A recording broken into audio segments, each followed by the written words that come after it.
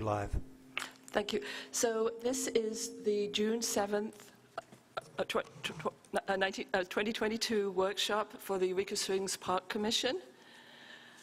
And to start off explaining why I am running this meeting, Ruth, who is the chair, went through a medical procedure today and may show up, but we're not really expecting her. And Kevin Ruley, who's the vice chair, just resigned. We weren't too sorry for him because he's going to be living in spending a lot of time in Italy, but he did some great work for Parks Commission while he was here, so we want to acknowledge that and thank him. The bylaws do not say who runs the meeting in the event of the chair and vice chair not being present. And there was an email that went out to the Commission that said that Scott would be running it, but there was further discussion and it was decided it made more sense for the Commission to be running their own meetings. And as I'm the Secretary, the only other elected office, that's why I have taken that over. And this is something that may need to get addressed, or should get addressed in the bylaws at some point. But this is not a non-voting meeting, so there won't be any issues of not having an authorized person running the meeting for this time. And Scott had put out the agenda.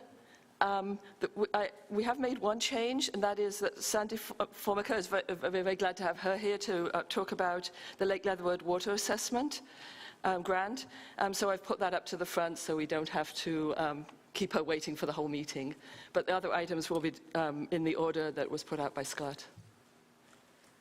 I don't think I actually saw an actual agenda. I saw a million other documents, and I've got yeah, it was in the director's report as you went through. That was considered to be the agenda. So, okay. So there was not a document that just listed the items. Then I do. Yeah. So Scott, do you want to introduce Sandy and? Yes, I sure do. One of the documents that was in your package was the Lake Leatherwood Watershed Assessment, which was attached to a grant request that we have since been, we've received the letter of, that has been awarded. I think officially that'll be in October timeframe. So I wanted Sandy Formica to be here to answer any questions that you might have. Sandy is from the Watershed Conservation Resource Center. She's worked with us in a number of regards, but she's the one that, for the most part, put this grant together. And we thank her for all the work she's done on that.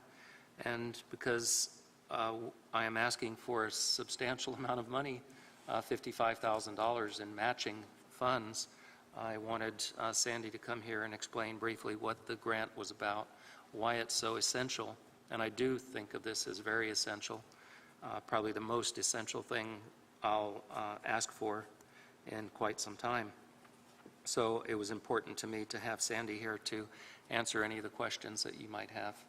So with that said, Sandy, if you would step to the microphone and just state your name for the record, please, and then I think the best bet would be if you would just give a summary of what the grant is about, and then the Commission can ask any questions that they may have.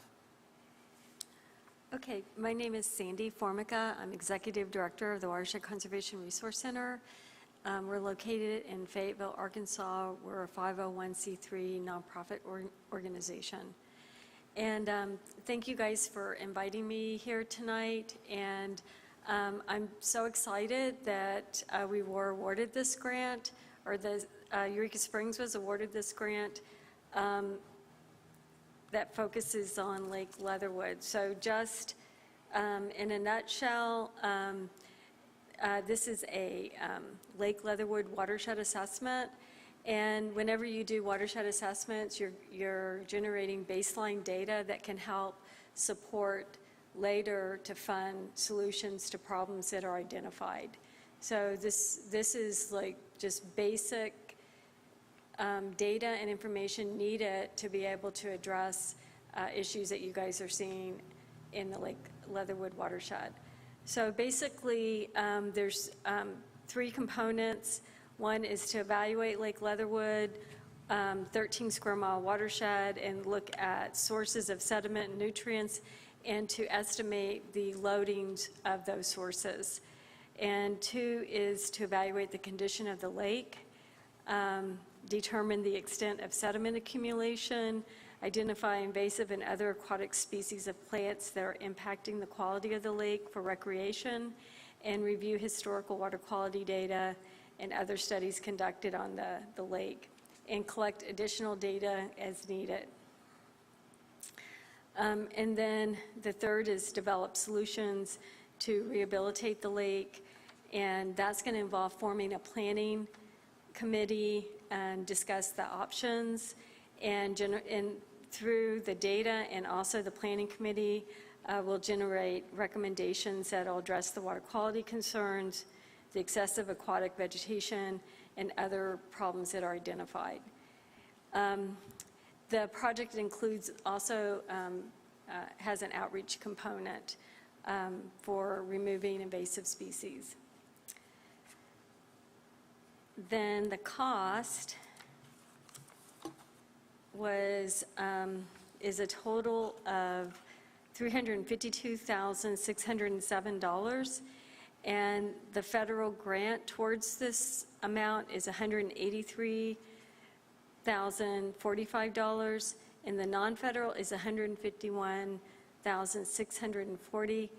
That non-federal match is a combination of cash match and in-kind match. So $55,000 of that is the cash match that Scott was referring to, and then the remainder is in-kind match that comes from Eureka Springs staff time, volunteer time, and we developed a budget and came up with a justification for that amount of match. So do you guys have any questions? Yeah, at the end of the day, we're going to have basically an assessment document that says this is the state you're in, right? I mean, this doesn't actually have fund the solutions to any of the things. That's right? correct. So the purpose of an assessment, so for an example, we did a watershed assessment for the West Fork of the White River like 15 years ago, or we completed it 15 years ago. And through that data collection and evaluation and identifying problems, we still receive funding to help address problems. So hopefully this document will serve that purpose for you guys. Again, you're going to have people in place that are wanting to implement the solutions. And, but when you go to a funding agency and you're like, well, we've got a problem with our lake, versus, well, we have a problem with our lake, we can't do recreation because 75% of it is filled with sediment, 80% is filled with invasive species. Here's the list. Here's the water quality issues. This is what needs to be done. Then you've got a better chance of getting that funding versus just saying, I got a problem with my lake. Another question I have is, where did the estimates come from? Your 501(c)(3) put that all together? Okay. Which estimates? For the total amount. Oh, we developed a budget based on how much staff time we thought it would take to do the different tasks that are listed out in the project. And that's based on our experience. Yeah. So you and your staff will be performing these assessments, is that correct? We're planning on, because our area of expertise is stream assessment, so we're planning on, in watershed assessment, so we're planning on doing the overall watershed assessment. And then the lake evaluation, we're recommending seeking a firm that has experience with doing lake evaluations. Okay. And it's my understanding this is also to propose some solutions, right, by the end of this, right? I'm sorry. Does this also, by the end, propose some solutions? There's going to be recommendations, and yes, absolutely. And those proposed solutions will be based on the data that's collected. Yeah. And then I think the other thing that's important to know, this is going to be over a number of years, so we don't need to come up with the 55,000 this year. It will be spread over, 3 years? Yes, I don't so the earliest this project will start is October 1st, 2022. That's the earliest. So I would say the 55,000 probably is over like the next 2 years would be the appropriate timing. So 23 and 24? Yes, and you could spread it out over that. Let me look at the schedule real quick. You might be able to spread it out through 25.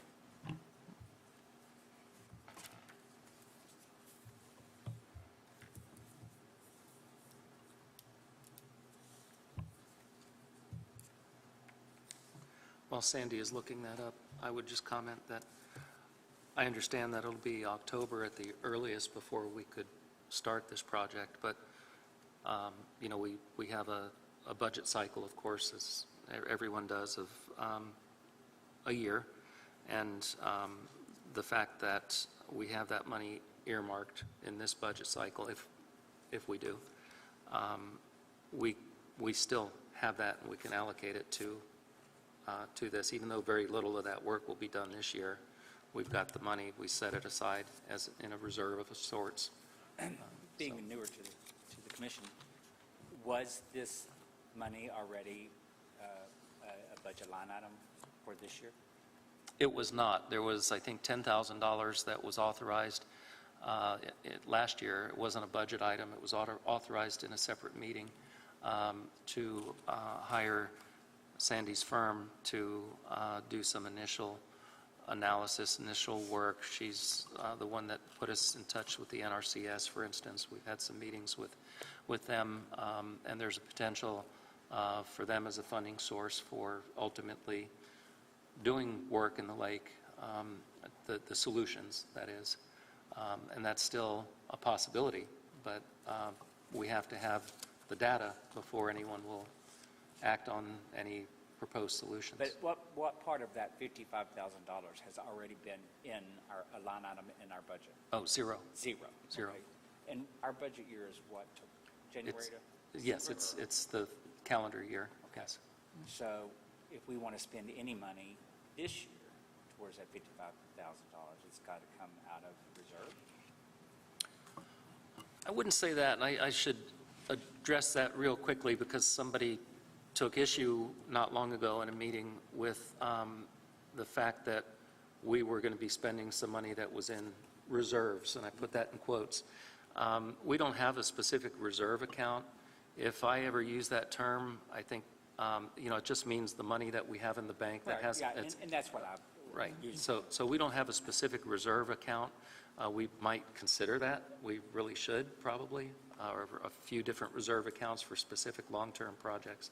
But we don't have a reserve account per se. We have roughly $450,000 in the bank right now, which is, I think retained earnings is probably a better term for it. Yeah, and this is, just so you know, this is going to come up when Kevin was very instrumental in putting together the budget for this year, and there were quite a number of items coming up where we had no dollar amount. So there were line items in the budget, but the amount was zero. So as a lot of what we're going to be discussing tonight, as these come up, we're going to say, are we really going to fund them? So they were known, but it was deliberately left out of the budget for this year. Did I describe that correctly? Yes, I think very correctly, yes. Do you have your answer? Yes. So I would say you have a couple choices. One is you could spread it out over 23 and 24, or you could completely wait till 24. 20, and that's if we stay on schedule. Yeah, yeah. But I'm assuming if we're going to go ahead of this and have Sandy be working, getting ready to do this, we need to make a commitment to fund it in the future. Yes. And that's probably what, you know, the discussion we need to have more than this year's budget of, are we willing to make that commitment down the road? Because it's no good having Sandy and her firm her organization go forward with this if we're not committed to it. Yes, if somebody makes a motion to approve this in our next voting meeting, it would have to be worded such that they're authorizing, or the commission is authorizing this contract, and preferably earmarking whatever portion of that we might pay this year, and then setting aside the balance in reserves, because otherwise, if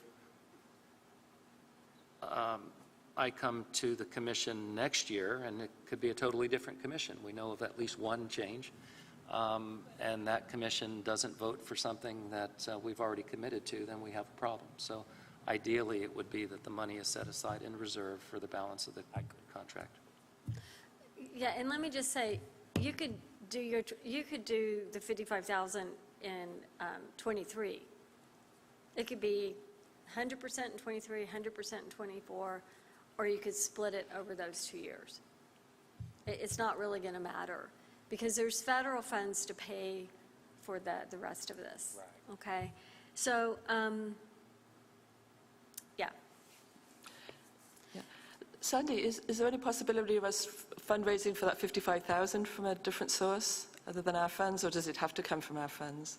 It really doesn't matter where it comes from, as long as you guys, so it's the same with the in-kind. I mean, we've said we're going to do this amount of work, but like if you hired another person and they work on this project and they weren't around when we wrote this grant, it doesn't matter, their time will count as match. So nobody ever, I don't think anybody's ever asked us, like, where did your cash match come from? Right. It's just, in order to fully pay the consultant that's going to do the lake, specifically the lake evaluation, there still needs to be another $55,000, and that activity is going to occur in 23 and 24. So that's where I'm coming up with that date. Okay, good. Thanks for clarifying. So I guess my only concern is not a reflection to you at all, but you watch government-involved studies that last for years, and while the study's taking place, the issue's getting worse and worse. 3 years ago, I kayaked for the first time on Leatherwood, and it was amazing. Last year, I tried to kayak and just said, forget it. I mean, it has aggressively gotten that much worse in 2 years' time. So is there anything that's going to keep us, as the study's going on, to start now trying to clean up certain things, or would that mess up the study? I just think that... I mean, anything that can be done as soon as possible that, that good data and science supports, there's no reason not to start. Some of the problems that you guys face, and that's why we want a lake specialist to come in and help, is how to deal with all the invasive species and just the mass of vegetation that's in there. And, it's very tricky, and there's just like several things that have to be done probably before that can even be addressed. So those things, you can do them this year as soon as possible. Okay, great. So I do recommend that you move forward on, just common sense measures that need to happen. Yeah. I just think as a commission... This should not wait, but like understanding how much sediment's in there, it's going to take this. Right. And I think once we understand how much sediment's there and what the volume of the lake is and how much of it's filled with sediment, I think that's potentially going to open, I can't promise, but I think it'll open some doors for other funding to help address the problem. I don't think that's something that you guys can take on by yourselves. Yeah. Bren, I'm saying this because I was at a field trip when the Natural Resource Conservation Service was here, and they had their experts in looking at the lake. And one of the solutions that's going to need to at least be considered is actually dredging the lake. So that's a huge project that's not, and I don't think we're going to fix those invasive plant issues until we really address the depth of the lake. It's the shallow lake that's allowing that to happen. Yeah, I think that... So to make a real improvements, it is a big project, and that needs to be long-term because it's going to involve a lot of planning and fundraising. Exactly. And, Right, and the dredging of the lake, that's where, again, I think that's going to be a pretty high dollar.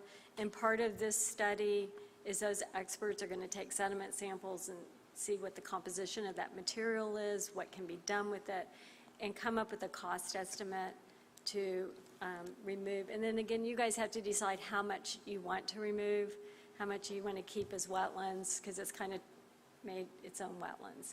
So again, it's hard to make those decisions without having the data and the facts, the measurements.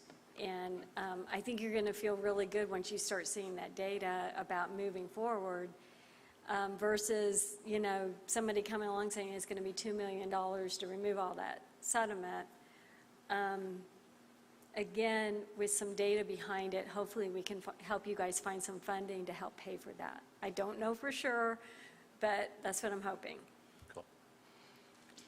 I still think, we mentioned this before, but I still think the dredging, potentially people could be paying us for that stuff to take out of there.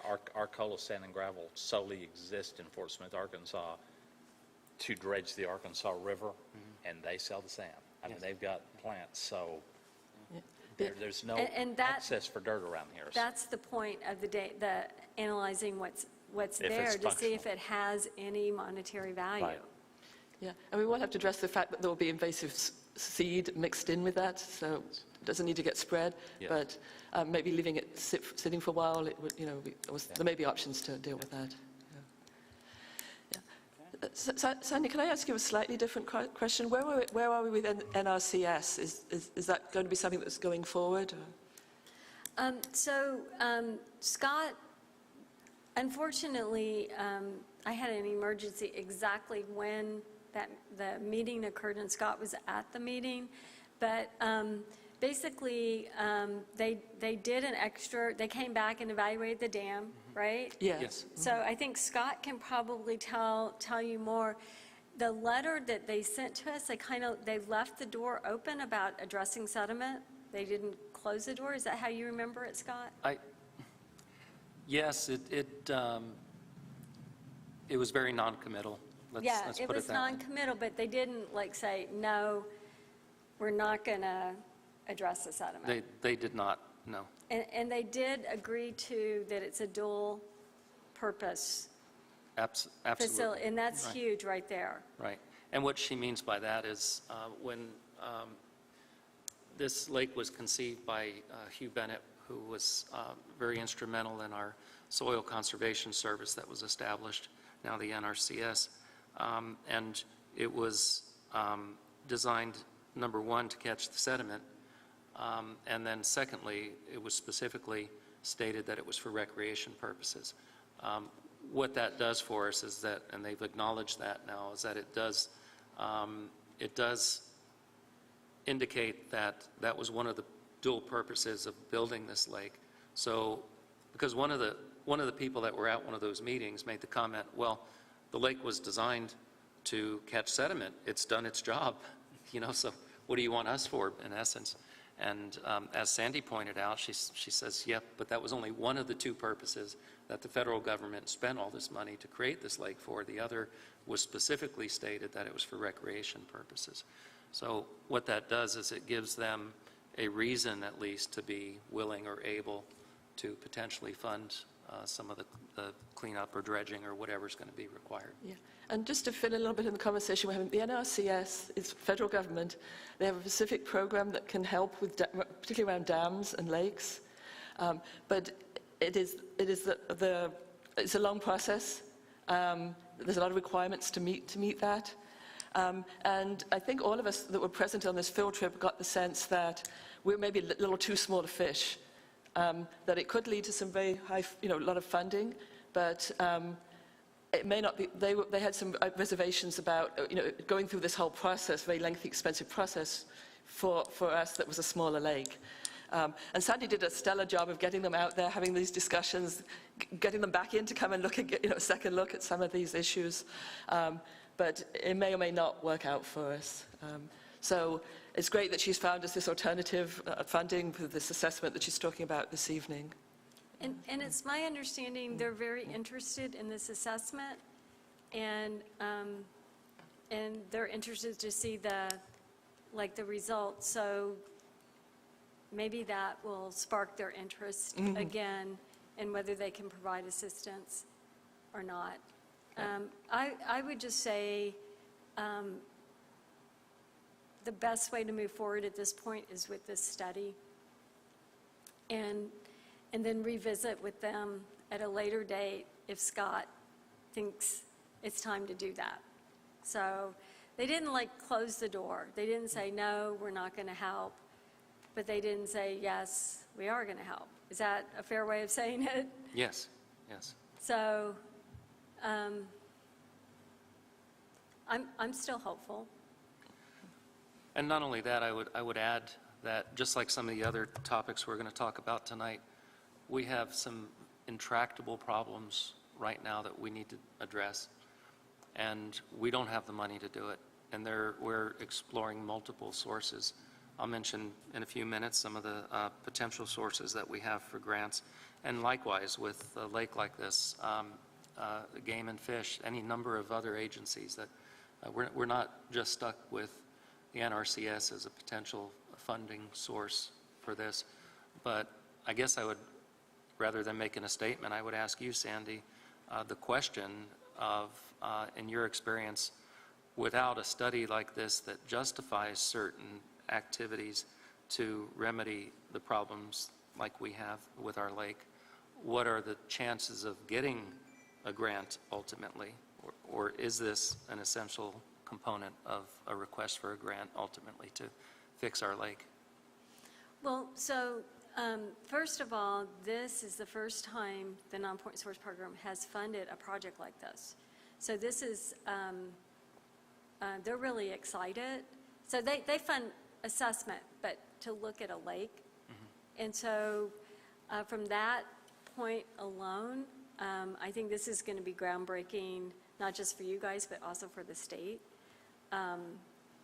Because I think there's more than just Lake Leatherwood that has these types of problems.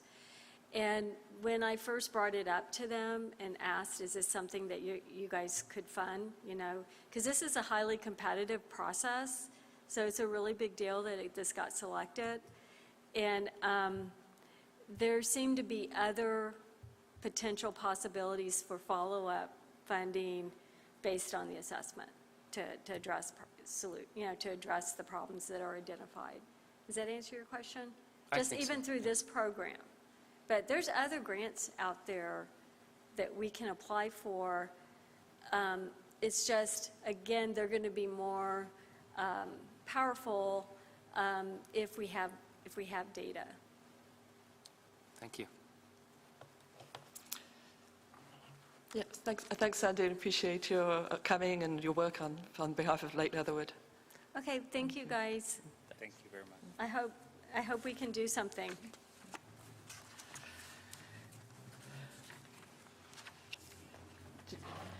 Did you want to do a lead into these projects? Or, Yes, and I would state this, that at a workshop, we're not required to stick to an agenda.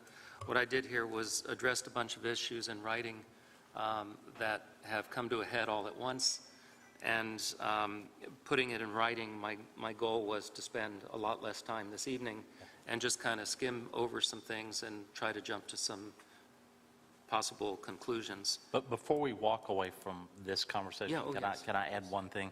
So at the last meeting, I guess, I brought up a couple of times and then had a conversation with Ruth post-meeting about long-range planning. Yes. And it seemed, and I realize I'm new, but it seems like most of our time we're reacting to things instead of dealing stuff proactively, and that's just the situation you get into. All that being said, just like what you said about the NRCS and that we are the small fish in a big pond and stuff, if we had a long-range plan that talked about building a new boat dock and building picnic areas around the lake, if that was in a big plan, then would that help somebody like an NC or NRCS say, wow, this is important, that they really are trying to take recreation, but they can't if the lake is filling up with sediment. So I just think somewhere along the way, we need to get really serious about creating this long-range plan, because I think it helps us do stuff like that. Yeah. You may know this, but just a little bit of background. So a couple of years ago, Kevin kind of got involved, became chair, and Scott ended up as at least acting and then executive director. And they found a whole load of things that hadn't been taken care of. There was, for decades, things had just got put in aside, doing the quick fix. And one of the things I really commend Kevin for is he took on these issues of how do we get to Yes. really address these issues. Exactly. And that's this watershed enlistment, a lot of what we're talking about at Basin Park. So we have a lot of things that are kind of urgent and need to get handled relatively soon. And then we have the need for long-range planning. And it's really bad we're addressing these issues without having the plan in place. But there's also problems of waiting for the plan to be in place and then, start then putting some of the things like the dam being closed for pedestrians, putting that off for that long. So, how we juggle this, I think, is open for discussion. Oh, yeah. And I'm not asking. But I do realize that it would be better to be doing this with a plan in place. But we No, may and I'm be not able even to- saying that. I think that we have to do this. I'm just saying as we're doing this, it would sure be nice if we start developing, because in my mind, Right.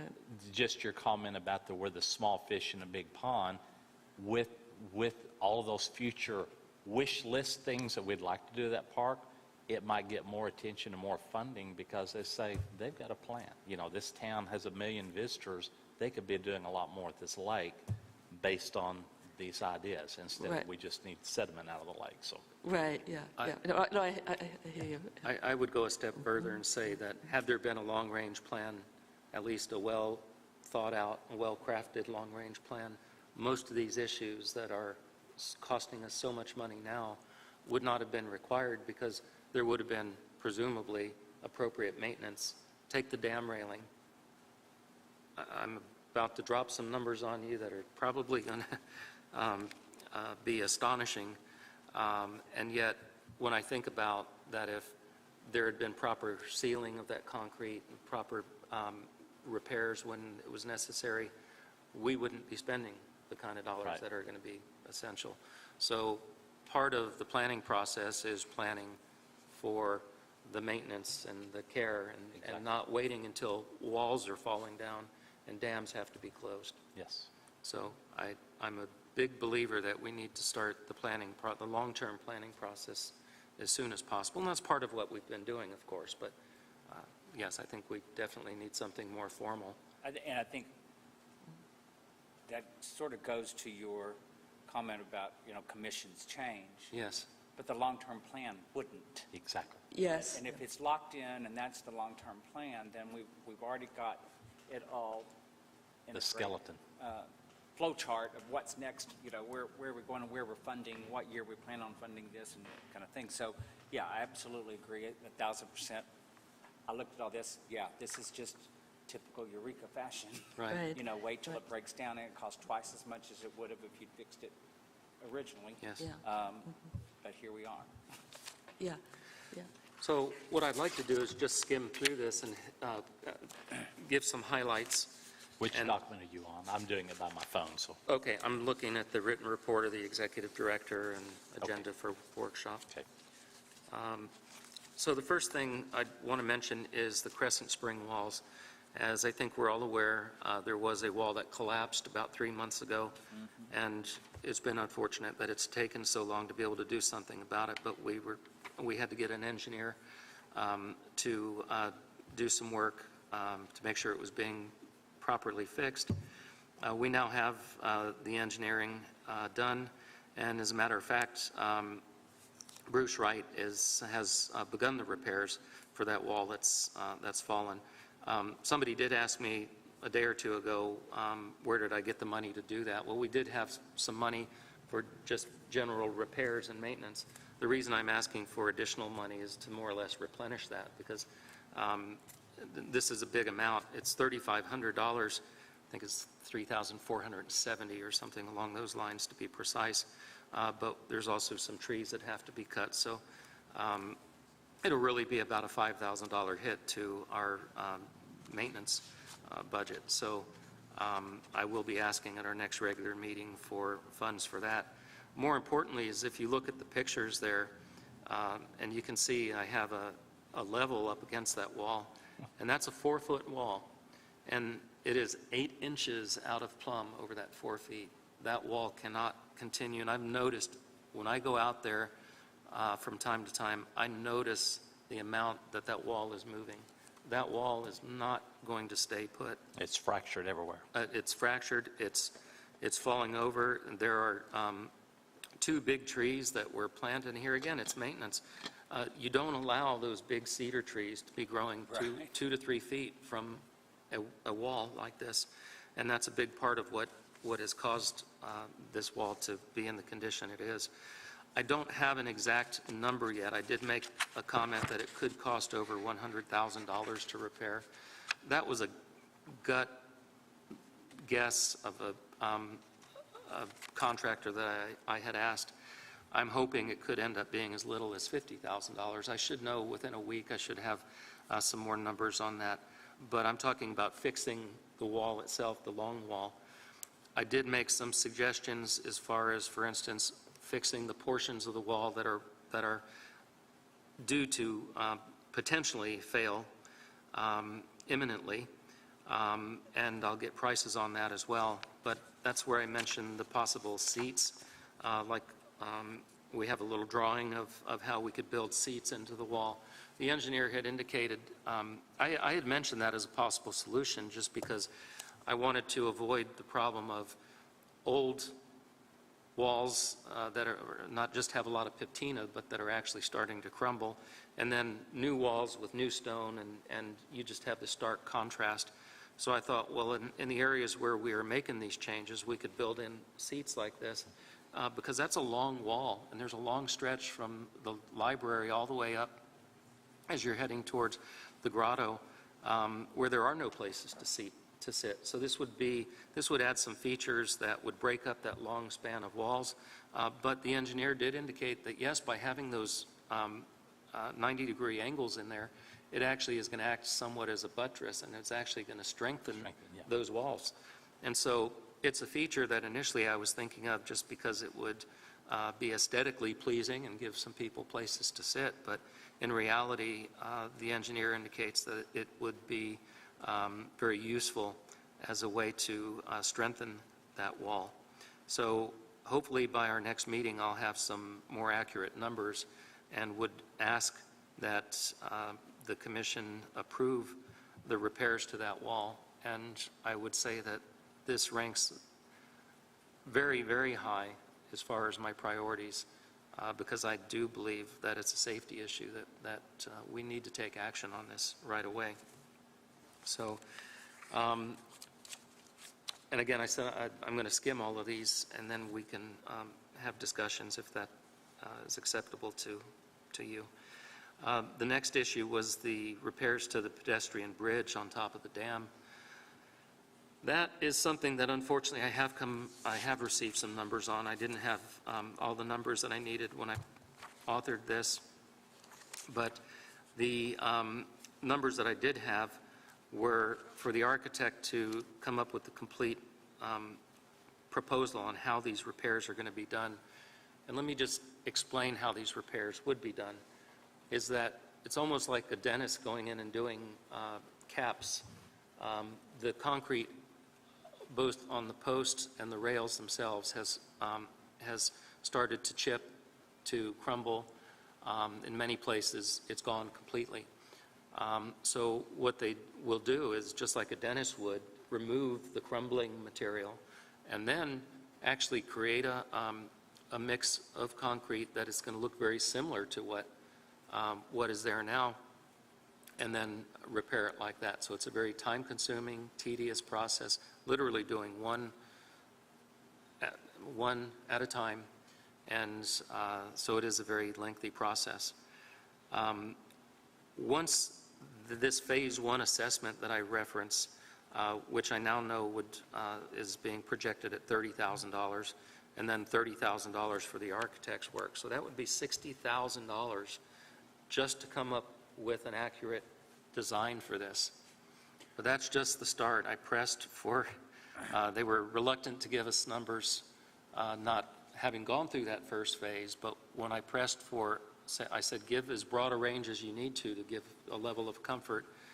I was told the actual work would be from $1.2 million to $2.5 million, and that's on top of this $60,000.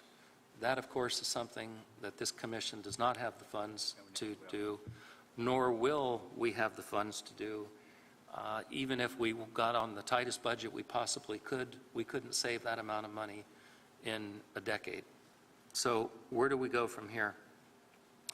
We need to consider, do we allocate funds to this Phase 1 assessment and the architect's work?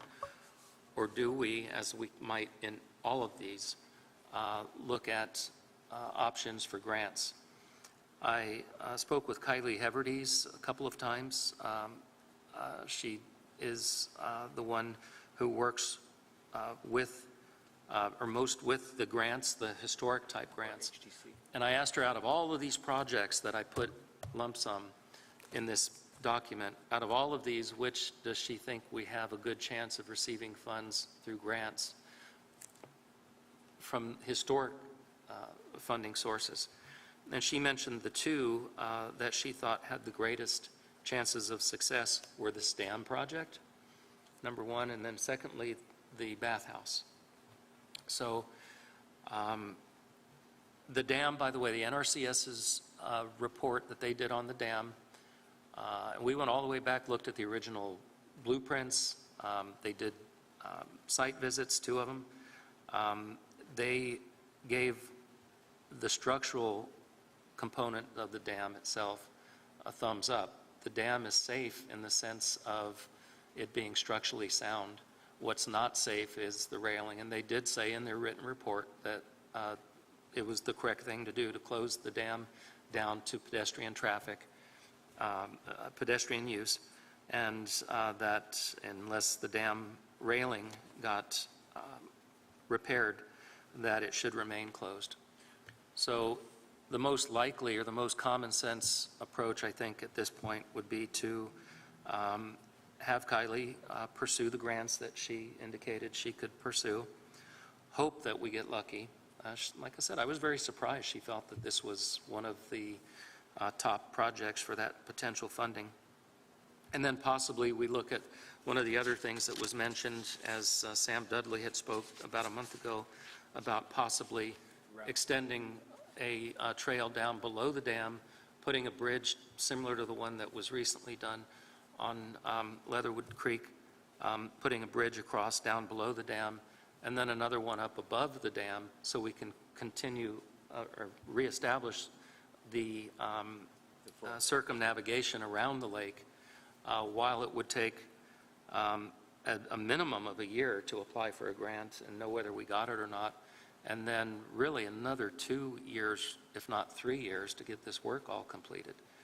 So I think one of the things that we should consider is authorizing the establishment of the extension of the trail system around the lake, us working through Kylie and any other source that we can think of to attempt to get the grants that we need, both for the design and the construction of this.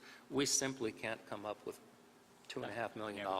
We just can't. My thoughts on that is two things.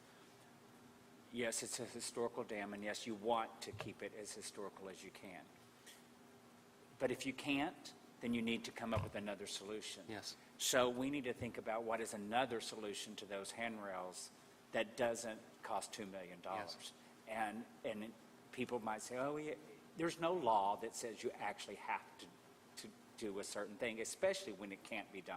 Yes. And like a lot of these homes here in town, sometimes you actually have to change the doors. Sometimes you have to do something. So we need to look at other options. I would say, regardless if we could get a grant or not, we need to see what the other options are that would still be aesthetically pleasing, historically looking, but safe and affordable. Yes. You know, it can't be, shouldn't hold off because we're not, like you said, $2 million, that's just never going to happen. It's just going to deteriorate more and more and more and more to the point of there is no railing at all, you know, right? So I feel like I'd like to see other options too on that before we spend a lot of money going ahead with a plan that we know. I mean, what are the chances of us ever getting $2 million in funding? Well, even in a grant. right. Kylie was very, very optimistic. She did indicate that she felt that it was one of the more likely projects out of all of them that I had listed here to get funded. Part of the reason, and this is a consideration if we were going to do something different than what is out there, is that this dam is one of the contributing features to the entire park's listing on the historical register.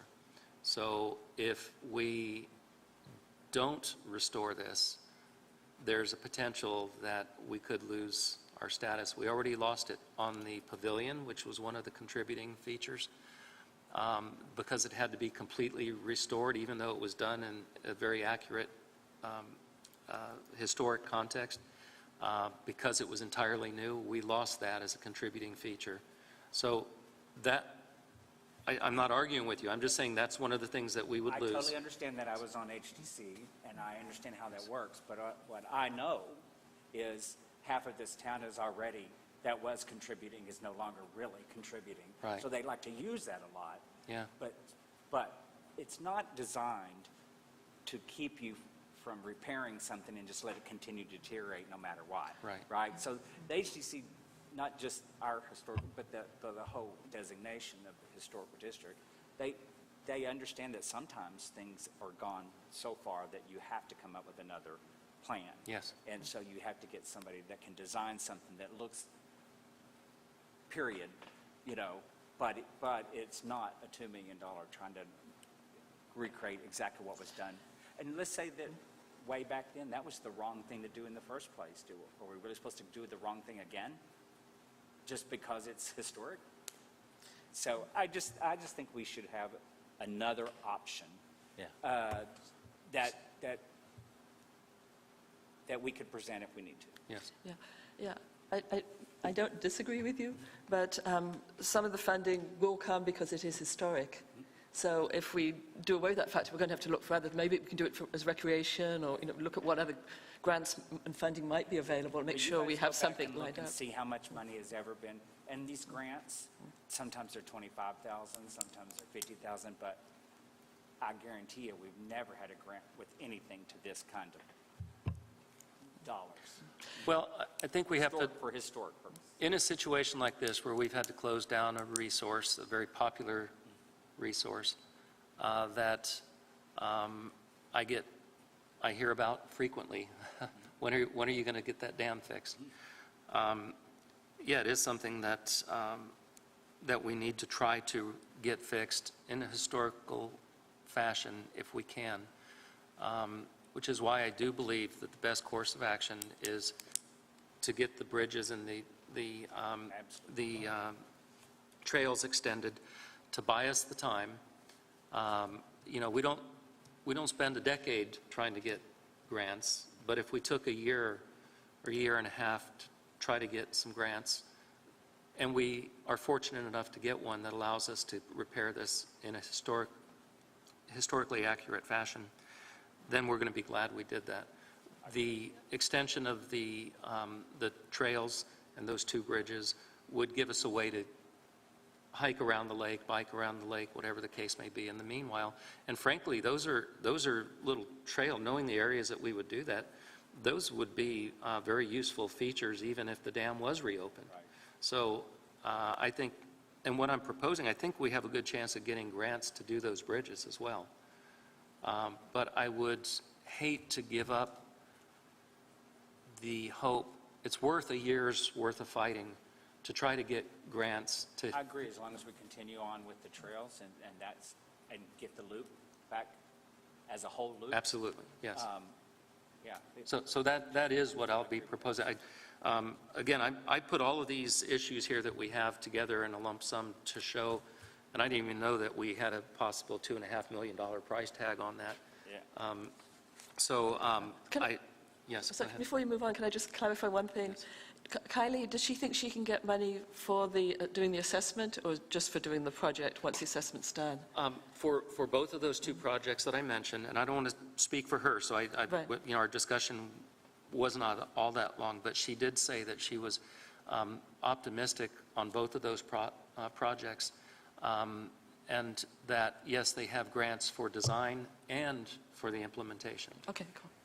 So the goal would be to seek a grant for the design, and then once that's done, you follow up with a grant for the funds that it takes to implement. So I'm going to beat a dead horse to death. Yes. But first off, I agree with what Mark's saying. I think we need a stopgap measure, and that is the extended trail, all of that. We have to do that because we can't put the park out of commission Right. 2 or 3 years while this is happening. I would be interested if you spoke with Kylie, and I don't know exactly how these grants work, but when you're talking about $2.5 million, that's huge. And so if I were sitting across the table and someone asked me for that money, and currently I looked at that park and said, okay, here's a lake filling up the sediment, here's this, here's that, why are we going to spend $2.5 million to fix something in this district? This is a prime example where I think we could quickly, in a matter of a few months, certainly before she goes to application for a grant, come up with a long-term plan of what we could see that park really being. Neat picnic areas, all around this park, on the trails and stuff, all kinds of stuff. And then go out. I would just be interested to see, would that help sell this grant if they saw that there was a bigger plans here, but this thing has just stopped everything. I think what's more likely to help is a grant that we already have that she applied for us. And that was, I think, roughly $30,000. And that's to do the first step of our historical preservation plan. And that $30,000 is going to have historians come out and assess all of the historical features that we have. And then step 2 would be to get a historical preservation plan, a big part of which will be, of course, this dam. That's one of our biggest contributing features out there. So the fact that they're already spending $30,000 just to come out and do an assessment tells me that, you know, we have a good chance of getting larger amounts when it comes to repairing something that is the, a focal point of this whole park. So I share her optimism. First of all, I trust her professional opinion, but I share her optimism. But I hear what you're saying as well, as getting that plan together. And there's so many different components to our plan. That historic preservation plan is actually one of the components of ultimately our long-term plan. So we've broken this up into chapters, if you will, or little bites, but that's all a part of. Well, let's go, let's bring this back to exactly what we need Okay. at the next meeting. I think you said repaired collapsed wall, which we've already done, right?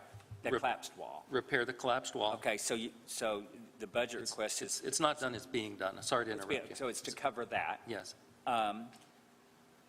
And it's in the process already been done. Yes. And then I'm on the B where it says repairs to wall along the sidewalk, and that's 30,000. But That's the long wall itself Yeah. that hasn't collapsed. Right. But So- is in but danger. where there was a $100,000 amount. That's the repair of that wall. That's the repair of the wall, but I don't have prices yet. I do have they're coming. Okay, so what's the 30,000 about then? I mean, is it 100 or is it 30? Let me see where you're looking. See, I'm looking. Yes, the repairs to the wall along the sidewalk, 30 grand. Like I said, I don't have bids yet. At one point, in fact, the reason up in the paragraph here that I stated it could be up to $100,000 is that was one contractor's number before having seen the engineer's drawings or anything. So I am hopeful that we can get it repaired for the $30,000 range. I will have exact numbers for you in 2 weeks when I come back. They just haven't had a chance to get those numbers back to us. One of the features that would help too is knowing whether we want to do and I've asked for different, alternate bids, repairing the entire wall, which could be $100,000, to the 30 is more contemplating just doing the segment that is imminently in danger. Are we getting bids from several people, or are we just going to one person? How are we? I've talked to 2 so far to get bids, and I've gotten the name of another one. If it's $35,000 or more, we would be required to put it out in a formal bid process. If it's looking like it could be in the $30,000 range, then we'll still get, I'm in the process of getting two. I'm hoping for a third. Like I said, I got another contract. I think with a budget like we have, even if it doesn't require it, we should still have competitive bidding. Oh, sure. And because if it saves $5,000, that's $5,000 that pays for something else. So Right. I'm all about that. But yeah, we got to repair it. I mean, Yeah. we don't want it falling Yeah. on But our Ma- citizens. Mark, at least under my estimations, I mean, we've got a lot of projects that need to get done, and we probably support, you know, Every most, one of them. or at least a good number of them. But they don't necessarily all have to get done now, so it may be a question of prioritization. Exactly. Yeah. A lot of these we may say, Scott, go ahead and work on this, but what the project is going to be look about grants, so we wouldn't necessarily be authorizing money till we knew we couldn't get a grant. Exactly. So it isn't like we have to Right. agree, No, and really, the agree to only all of reason I this was to asking get that this. question, I wanted to understand what you were really asking Right. of the commission in this particular thing. So I understand now, so we're good. So the next one, and I think this is one that is, for safety reasons, and because it's relatively a low-dollar one, the Lover's Leap stairs, the ones at Harding Spring, and their photo is there for those that aren't aware of that. That's really starting to deteriorate very, very much. And I do believe that it needs to be fixed. It's something that I estimated the cost at $20,000. The actual numbers that I received were in the $15,000 range. I added extra just because of the way the prices of lumber have been going, although in reality they've been coming down of Yeah, late. they're coming down. a They lot. are coming down. So it could be that that ends up being something that we can do in the $10,000 range. Scott, does that need to be replaced completely and rebuilt or just repaired? I mean, is some of it, the structure still? I believe it needs to be repaired completely redone. entirely. The reason is that, yes, there are some of those members that aren't so far gone now that they're going to just, it's going to fall apart tomorrow, but they're well on their way. So even if we could save some now, and they may have another couple years left, we would have to go back later and repair those. So it's, That's a frequent used by lots of tourists, and I mean, Yes. I work at the Palace, I'm there, I'll watch the people all the time trying to go up and down Yeah. that. If it's dangerous, it's dangerous, and needs to be done. Okay.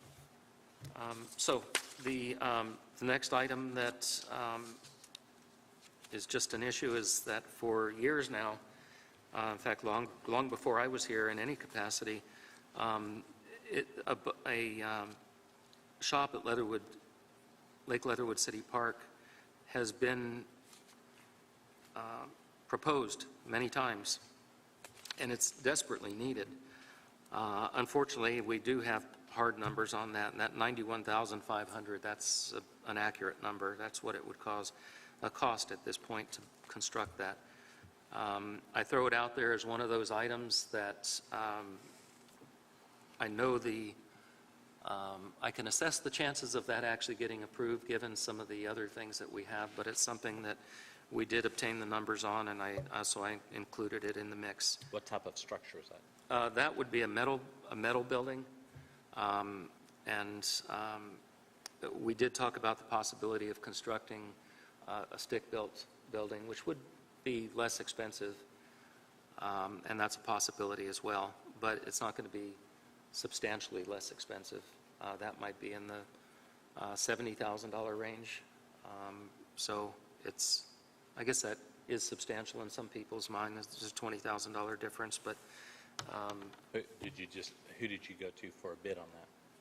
that one, we priced the building itself, and then the concrete bid, we would act as our own general contractor, so to speak. So we got prices for the concrete, for the erection of the building. We would do the interior improvements ourselves. So there would be a bathroom and a break room and a mezzanine above those structures for storage, and the garage door. Other things like heating, electrical, all of that why the cost quickly approaches $100,000. So at any rate, that's one that, That one blows my mind. So I built, in August of last year, and I know Yes. things have gone up, but I built a 30 by 40, 3-bay shop, metal, at my home, had the concrete done, the building done, the garage doors in it, and insulated it with foam insulation for $45,000 for a 30 by 40. and oddly enough, we have somebody that works for us who recently had a similar building constructed at his own home, and it was in the $45,000 range. And that might be one of those things that we have to wait another year. I understand that. We put the numbers together, and so I threw everything in here that we had numbers on. We've spent a year assessing a lot of things, and now that I started to get some numbers, I'm giving them to you. That's that. The next one, Basin Park, of course, is probably our most visible park. Lake Leatherwood City Park, of course, is probably our most,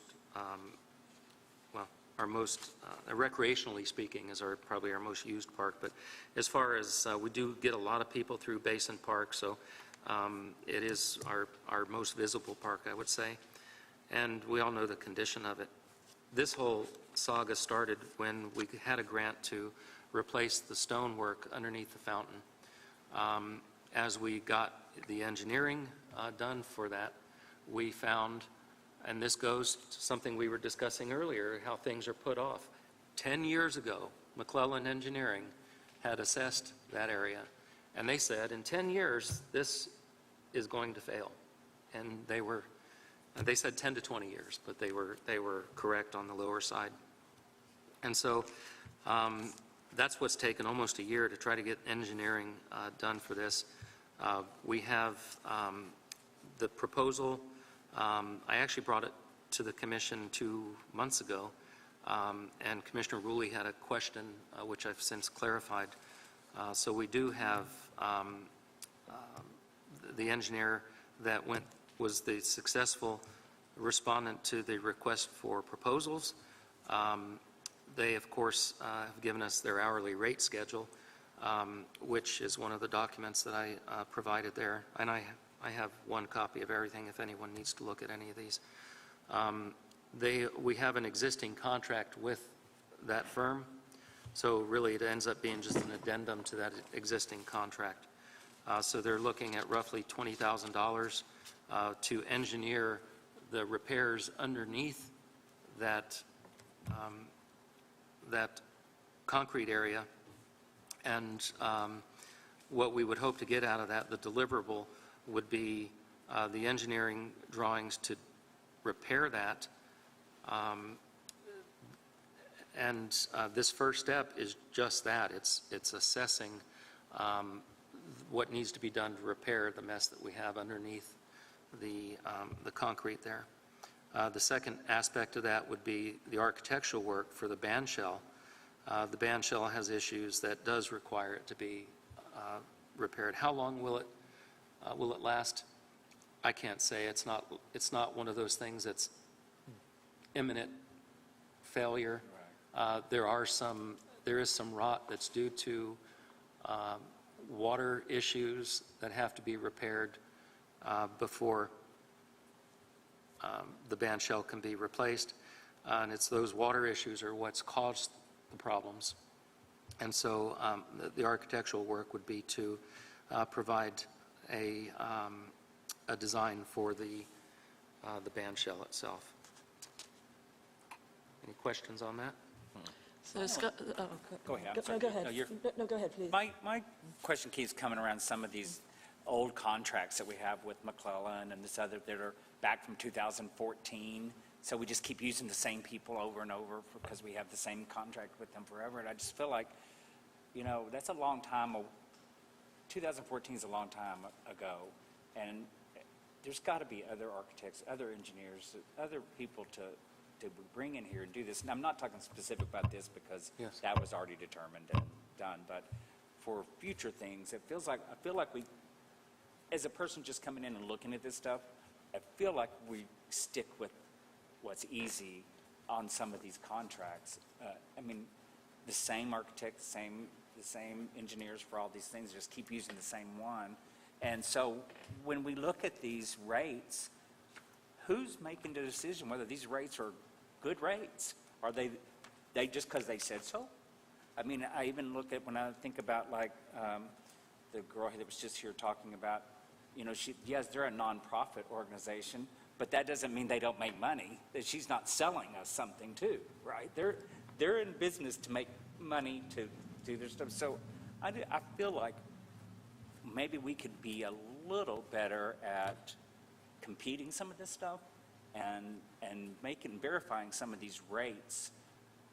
I don't know. I can look at these rates all day long and not tell you whether they're valid or invalid or they're standard for Northwest Arkansas or not, but we really need to do some due diligence to say, yeah, we compared these to other rates, and that is what the industry is charging. Is that a fair assessment of that? Well, it's a fair comment, but it's one that we haven't ignored. In fact, this by no means was easy. This has been over a year-long process. We did a request for proposals. They're actually the only one that even responded. I've been having a hard time getting architects and engineers to respond to a lot of things. These projects that tend to be smaller dollar, which it may not seem to our budget to be small dollar, but compared to big projects in Fayetteville or what have you, your architects and engineers are busy with those sorts of things and don't want to come out to a small town an hour and a half away from where they are to do a small job. So McClellan, firstly, is the only one that responded to that request for proposals. And we're required in a request for proposal situation to attempt, at least in good faith, to negotiate towards a contract with them. And then if we can't, we can go on to other engineers. But the reason we have those long-term contracts, it's not just with us. The city, through Public Works, for instance, uses McClellan frequently as well. That's why that long-term contract exists. Well, I mean, that's even one of my bigger concerns. The city uses them for their stuff. Oh, they just continue to do the same stuff over and over again. And I feel like we owe it to the taxpayers to do due diligence on these rates and anything we're being charged. Because, you know, our budget is small. So if we save $20,000 because we did some due diligence, that pays for the staircase, you know. Sure. And so and I'm just making a statement. I'm not saying we're not ever doing it. My statement is, I'm really concerned that we always stay on top of all these rates, and we're making sure we're getting competitive bids, and that we're trying to find as many potential suppliers in our area that we can, and make sure that we're spending this money as wisely as we can. Yes. That'll always be one of my biggest concerns, and I'll just always throw that out there. Sure. Well, I want to point out, they're not the only ones that the city has these ongoing contracts with. Having that existing contract just means we don't have to put out requests for qualifications. There are several design firms that we have these sorts of contracts with. And what I could do is pull their rate sheets before our next meeting, so I could bring them and you could, or email it to you beforehand or whatever, just so you can see. And have we even, like, maybe for some of these projects, if we're looking for somebody, architectural schools, degree, like we have a big university right here, maybe there's a program there where some other people want to come do some assessments for us. There may be other options to some of this. But I look at it, the reason this came to mind, because I looked at this contract and I was like, this is back from 2014, you know, and so that's 8 years ago when we had this contract. Do we just keep using this same person for 20 years before somebody reassesses those qualifications? Who's doing a reassessment of the qualifications every year or two? You know, it's like, that's basic contracting. And my guess is nobody has ever done it. The part that becomes hard to swallow when you look at this, and all of these are good projects. All of them are All of them viable are good projects. projects. I'm sorry, all of them. But what is hard to swallow is when you scan this thing, over probably a third of the money that we have in the bank, it would take just to pay for assessments. That doesn't fix anything. It's Right. just assessments telling us how to fix something, Right. or suggestions of how to fix something. Yeah. You know, that's the part that's hard to swallow, but I know it has to happen, but Well, unfortunately, when you have a plaza that we know is collapsing underneath, and it was Yeah. collapsed because of the way those underground channels were constructed, of course, it was many years ago, but it was due to the lack of engineering and design, Absolutely. appropriate design work. Yeah. So, But I think we also do have the option of looking, what do we want to approve assessments out of our budget, and what do we want to see if we can get grants and hold off on? Exactly. right. So- Because that could be another way that we work on this, is that I'm directed to seek other grants. When we got that first grant to repair that stonework, I had no idea there was a collapse underneath that plaza. And so we got one grant. Of course, we had to turn it back because we couldn't do the work without an engineered foundation. But we could go back to the drawing board. I guess my only concern with that is Basin Park looks so bad right now that it needs some help. Since this is a workshop, so we're just tossing Yes. ideas and thoughts, right? My thought is, or has anybody thought, that for Basin Park itself specifically, because it's the core of the city here, does the park have to pay, does the parks have to pay for anything that happens there, or does the city going to contribute to that? Because if it gets to where we have to shut that off completely because it's dangerous for people to walk across it, maybe we need to really think about the real funding to make that happen quickly. I worry about deferring things. We talk about, like you said, about grants, and I agree, we do want to get all the grants we can, but I wonder how many years people have been saying that to the point that we're at the place we are because we've done nothing. Right. Right? I know that's a concern, and it's a good concern. We keep doing nothing, then we're going to be in trouble. So we're kind of... Right, and that's one of the reasons why I have all of these things coming to the commission all at once, because we do have some hard decisions to make. And it could be that the commission decides, for instance, and I'm not suggesting how you should vote or anything along those lines. I'm just saying it could very well be that the commission tells me we don't have the money to do this, in which case then, yeah, the city needs to decide, what do we do? Do we come up with a way to fund this? There have been discussions about that. I had to go to the city council a few months ago, and one of the council members, I don't recall which one, forgive me, but specifically asked about the band shell, and at least suggested that maybe there was some ways that we could get some assistance from the city. There's been other commissions or agencies in town that have mentioned the possibility of assisting. None of that has come to fruition yet. So yeah, we need to look at this and have this public discussion. Do we have the funds to do this? If not, then that's our decision, and that's what we have to live with. And then the rest of the stakeholders need to look and say, well, is this something that we want? How do we make this happen? Haven't we already funded McClellan to do the assessment for Basin Park? Didn't we already go through that? No, we were No. about to, and then Kevin came up with a question, and we deferred.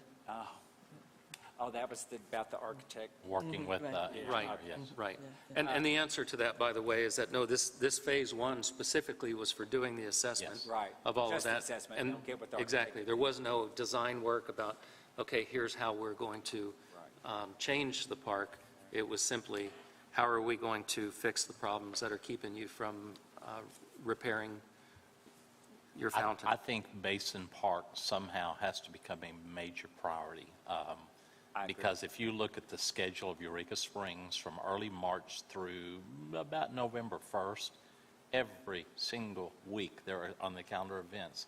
It's based around Basin Park. One good cave-in or that band shell falling in, and we close that park, it would shut down the entire calendar of events. It's Right. just crazy for the city. Yeah, and that's the reason why I said the city might need to jump in here and help us do this. Of course, that requires an assessment of what has to be done before we can ask what to do, right? So we've got to get something done before we can ask them to help us do something. Yeah. Right. And I just wanted to clarify, you had sent out possible contracts for design for the band shell and for the... Yes. But for right now, the question is just the assessment, because we shouldn't approve those other contracts until we've done the assessment and really know. And we also need to come up with plans for what we want the asset architects to do. And hopefully we can have some public input into that, because I, for one, am not voting to change Basin Park without having good, robust public opinion. I agree. I have put in. I'm with you on that one. Well, there have been discussions about Basin Park and specifically about the band shell. That may be like I said, I was pleased to hear in this one city council meeting that at least one council member was suggesting that this is maybe more than parks can take on. And I saw a couple of head nods as well.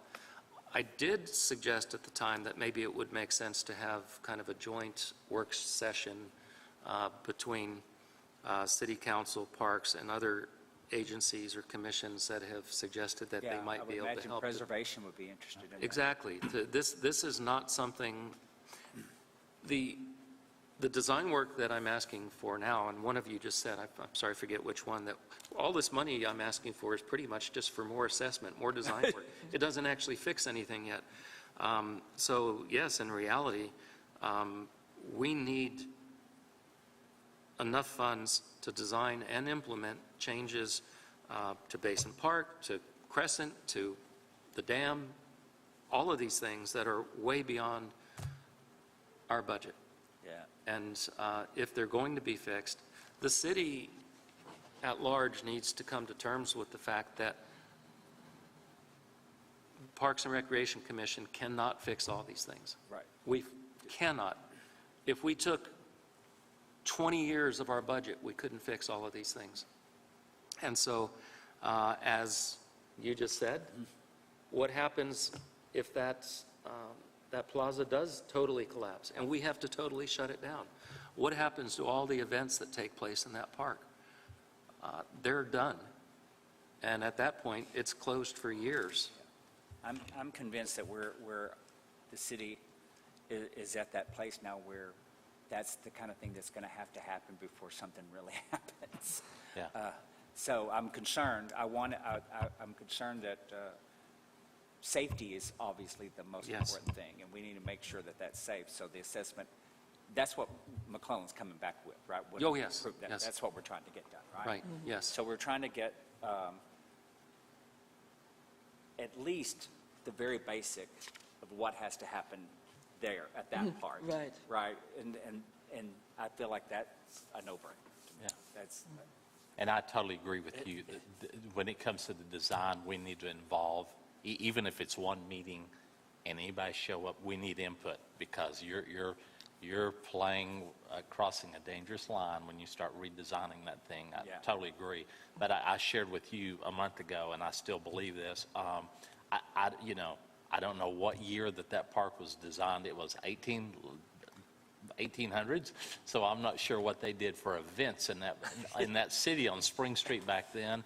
But I would argue today, on any given weekend, there's two stages in Basin Park: the band shell and Spring Street, and so that park needs to be designed so people enjoy both from the park, and that could be done with some very good design.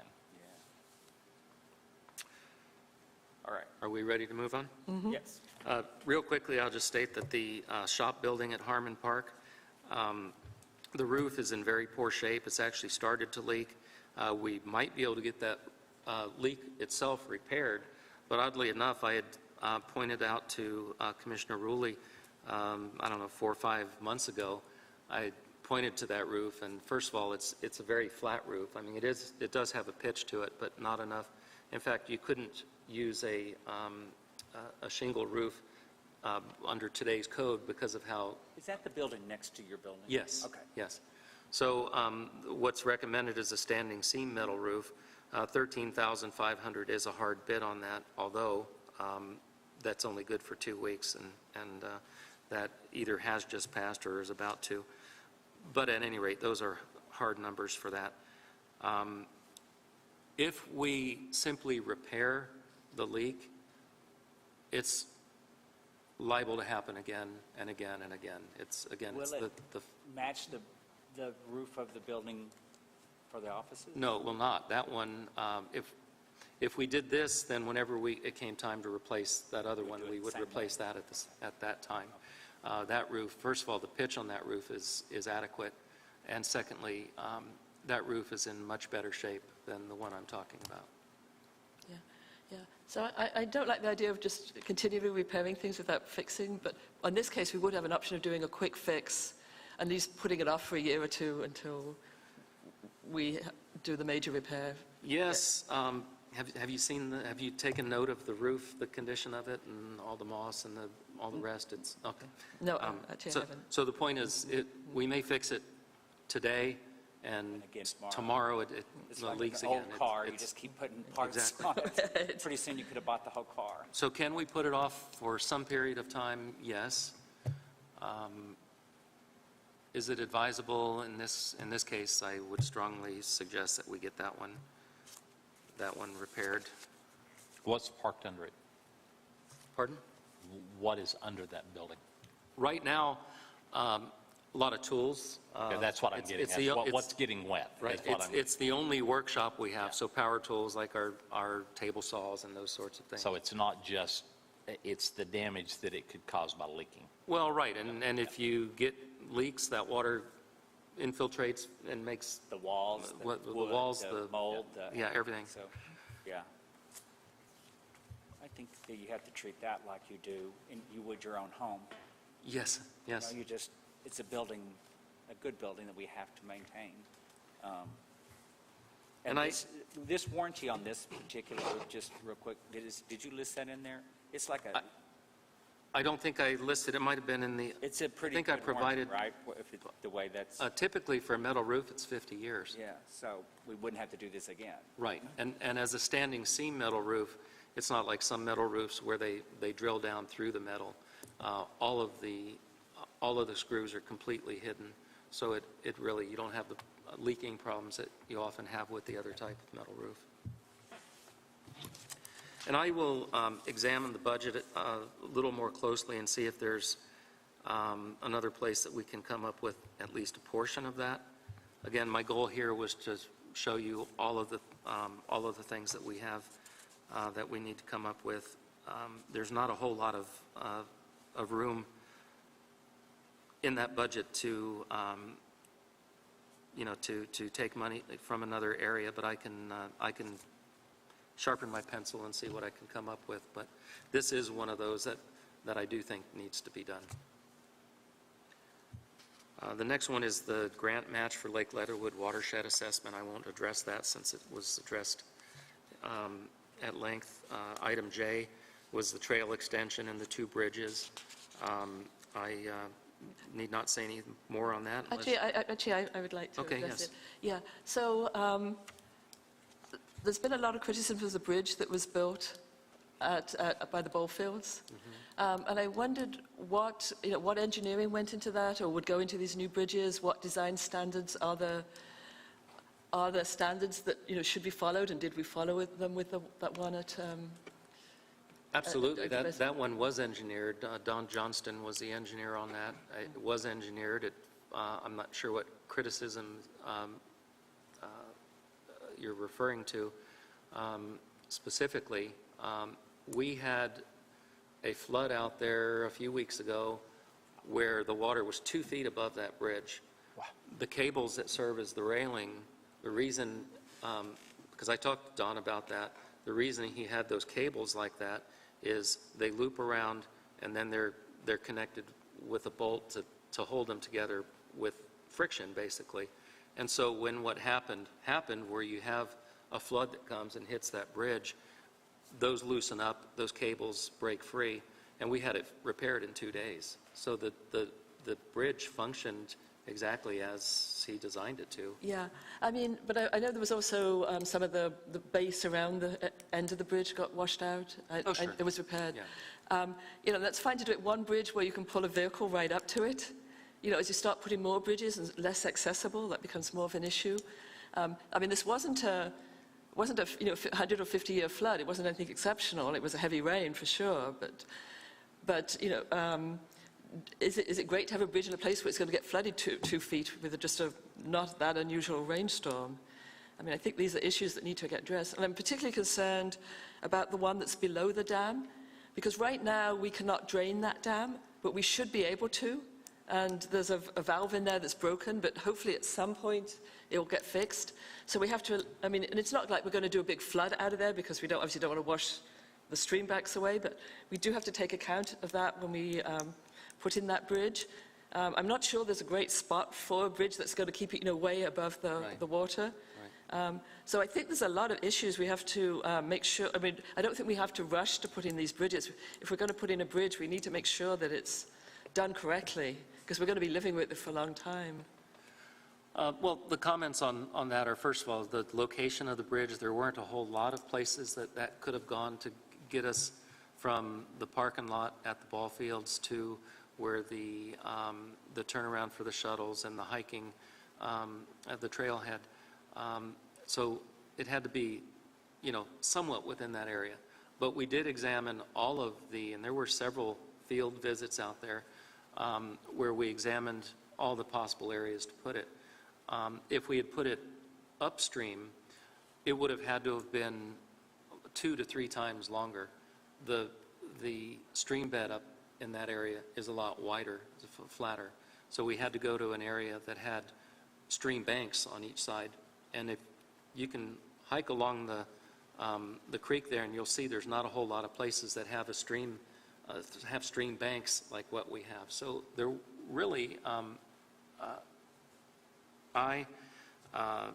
the engineer, Commissioner Ruley, we had at least 2, if not 3 different times, all walked out there and considered all of those things.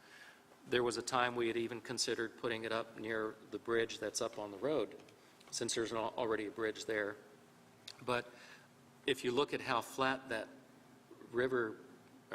creek bed is at that point, it would have had to have been about 2.5 times the length that it currently is, which then includes more pillars, double or triple the cost, et cetera. So it wasn't just something that, we didn't just sketch that out on a napkin, for instance. It was something that was an architect or a retired architect, an engineer, myself, and 2 or 3 others from time to time put a lot of time into deciding where that bridge needed to go.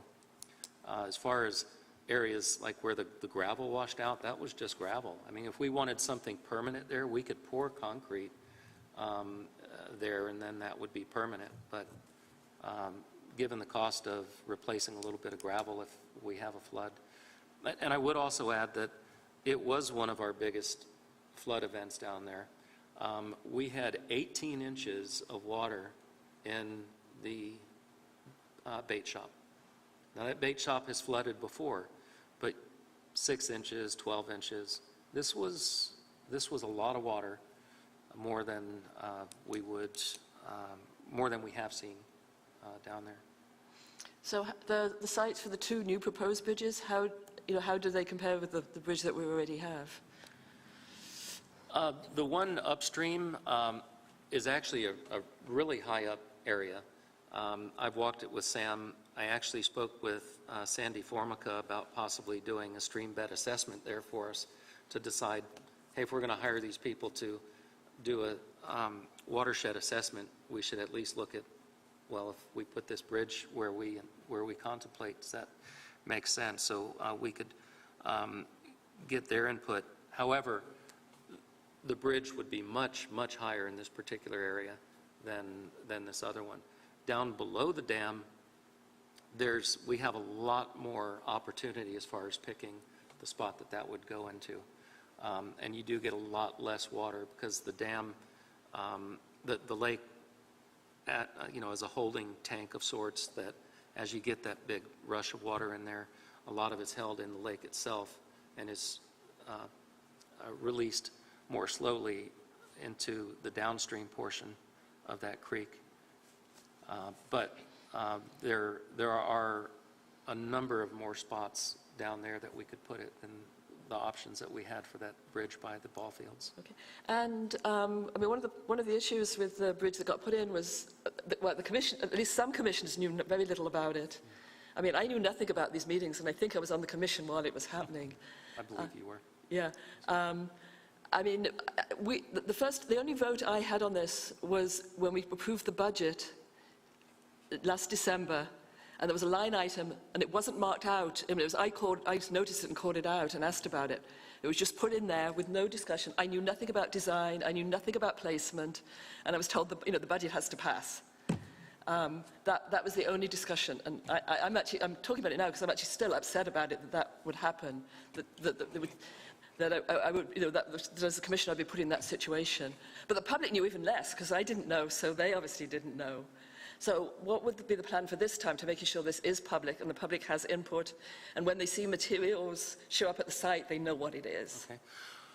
Well, first of all, we're talking about it now, and this isn't the first time. Right. To deal with the things you're talking about, and I understand that. Right. That's why I asked Sam to come to a meeting Right, about a yes, month ago, right. was for the first time to mention it. So we're giving notice to everyone months and months in advance. We're discussing it again tonight, and I'm sure it would come, in fact, it would have to. Well, in reality, if we got grants, then technically speaking, it wouldn't have to come to the commission, but based on the statements I'm hearing, it certainly would. I'm not going to just disregard that. Your comments, I hear what you're saying. And again, that's why I've already asked Sam to come and present it to you, long before I'm even asking for approval of it. I understand what you're saying, and that's, that advance notice of things is why, for instance, I put this together. I mean, these sorts of things take a lot of time. And it's, we also now have our administrative assistant in place. One of the things that she's going to be doing is working on our blog and our website a lot more. I gave her this morning, and I said, these items that I have in here, we need to start putting on our website to notify people. So all of the transparency that has been asked for when we're doing projects like this, that's why all this is here. I know that we're not going to get everything that I've asked for in here. I'm putting everything in here for us to have a dialogue about it, so everyone knows what we're doing and what we're contemplating. Basically, anything that I have in mind for the foreseeable future is here in this document, and we're discussing it now. So I hope that accomplishes what you're looking Yeah, for. well, I mean, it's good that I know, but I'm also talking about getting it out to the public, and maybe ones that don't sit and listen to all this talk at a workshop. Yeah. Other ways to get it out. And I know Sam's been doing his hikes, Right. his walks, And two things. That the last meeting we had was on the agenda. That that agenda does get published, and presumably people who are interested in knowing what's going on in parks looks at those agenda and decide, do I want to come to this meeting and speak at public comment, for instance? But secondly, although this particular document was not out public, it's certainly not private. And like I said, these items are going to be put on our website, maybe one at a time. A lot of people don't want to read a 10-page document. Right. So we might put one every other day or something. So we'll be notifying the public through those sorts of means. So I think through those sorts of things, if we're putting it on websites, if we're putting it on agendas. Okay, I just want to make sure that especially the websites and your blogs, and Yes. maybe, we've discussed Facebook, that would be, if we could get that going. Because I know, well, actually, Sam has the trail, so we could go on, Yes. on there. Yes. Scott, do we have a sign department that makes signs? Does the city, or do they order signs, or? We don't. We order those. We Okay. purchase them. I was very impressed with the parking lot that Sam did, and I watched the video, and I watched it a couple of times.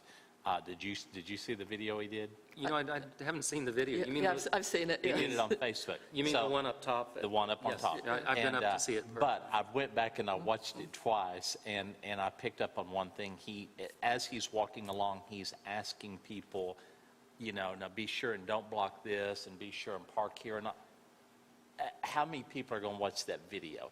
And so, I mean, for all the work that you all have done to create that parking lot, we need to put some good signs up there so Sure. people park. And I'm assuming, hopefully, that that's going to happen, but, you know, it looked like there's like no signage, and a whole lot of work has And we're been just done. hoping- It looked really Sam- nice. Sam included me in the emails that he sent to order those signs. Oh, So I know he's in the process of ordering more Good. signs. That's And- great. And as I think you all know, we've put a lot of time and money into signs this year, and we'll continue. Well, it looked really nice, what he got done up there. Yeah, I was up there today. I went to I'm a check big out. fan of this loop and creating the loop again. I think that is a key, if not the feature of Lake Leatherwood, is being able to go all the way around. And I don't want to just jump into the first option, but I do think we should stay focused and make sure this is continued to be talked about, continued to be thought about how we're going to fund it, continue to be presented ideas of what to do, presented to the, but I don't think it should be something that we keep talking about 2 years from now. Because we're not going to get that dam fixed in the near future. Correct. And I really think a key feature of Leatherwood is to be able to go all the way around. I think it is, and I think for people on bikes, you know, doing that loop is really great. There's a lot of people hike it, but it is a fairly long hike for a lot of people. What I have seen is a lot of people who park at the marina, they walk up to the dam, they look at the view, they take their pictures, and then they head back to the marina.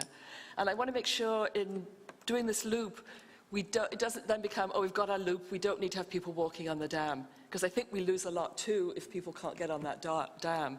And I want to make sure that you know, remains a priority, even if we have that loop. Right. Because you don't get the views, you don't get to see the lake, you don't get that nice little, oh, go and go out to this little spot and it's a scenic place to turn around. This picture on this Natural Resources Preservation Plan is one that I took when we were camping there before we even moved to Eureka Springs, and that was taken from the dam. That hike around the lake was our most popular hike, our most frequented hike. It's been taken away from the public due to safety issues.